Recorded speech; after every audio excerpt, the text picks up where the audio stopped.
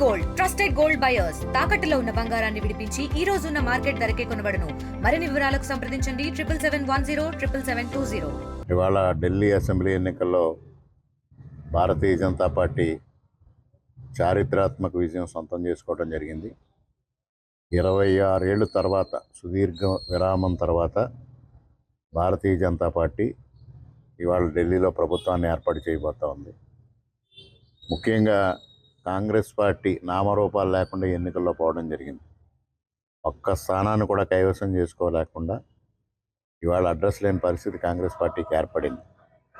అదేవిధంగా పూర్తిగా అవినీతి ఊబిలో కూరుకుపోయి లిక్కర్ స్కామ్స్ కానీ ఇతర స్కాముల్లో కానీ కూరుకుపోయిన అరవింద్ కేజ్రీవాల్ ఆమ్ ఆద్మీ పార్టీ అధినేత, ఆ నాయకులు అవినీతిలో కూరుకుపోవడంతో ఇవాళ దారుణంగా ఓడిపోవడం జరిగింది.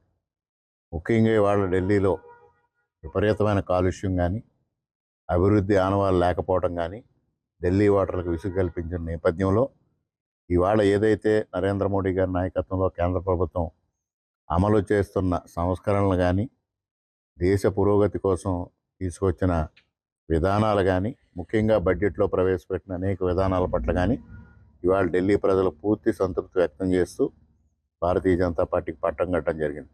ఇవాళ దేశంలో ఢిల్లీని గెలుచుకోవడంతో దాదాపు 21 రాష్ట్రాల్లో ఇవాళ భారతీయ జనతా పార్టీ సొంతంగా ప్రభుత్వాలను ఏర్పాటు చేయడంతో ఇవాళ మోడీ గారి పట్ల విశ్వాసం పెరగడం, ఎన్డీఏ పట్ల విశ్వాసం పెరగడం, ముఖ్యంగా గత ఎన్నికల్లో, లోక్సభ ఎన్నికల్లో ఢిల్లీలోని 7 పార్లమెంటు స్థానాలని కైవసం చేసుకోవడం ద్వారా ఆనాడే ఢిల్లీలో భారతీయ జనతా పార్టీ బలం ప్రజలకు అర్థమైంది.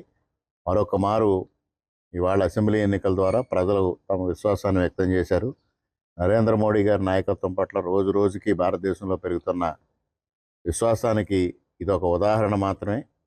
తప్పనిసరిగా భారతదేశాన్ని అన్ని విధాలుగా అభివృద్ధి చేయడానికి నరేంద్ర మోడీ గారి నాయకత్వంలో ఈరోజు ఎలా అయితే ముందుకెళ్తా ఉన్నామో అదేవిధంగా ముందుకు వెళ్ళడం జరుగుతూ ఉంది.